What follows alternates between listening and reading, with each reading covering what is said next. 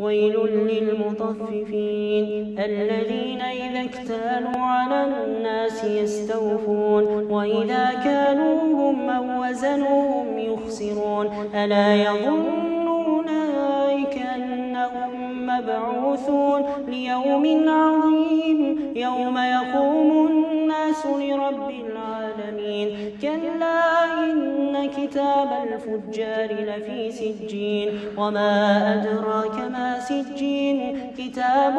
مرقوم ويل يومئذ للمكذبين الذين يكذبون بيوم الدين وما يكذب به إلا كل معتد أثيم إذا تتلى عليه آياتنا قال أساطير الأولين كلا بل ران على قلوبهم ما كانوا يكسبون كلا إنهم عن ربهم يومئذ لمحجوبون ثم إنهم لصالوا الجحيم ثم يقال هذا الذي كنتم به تكذبون كلا إن كتاب الأبرار لفي عليين وما أدراك ما عليون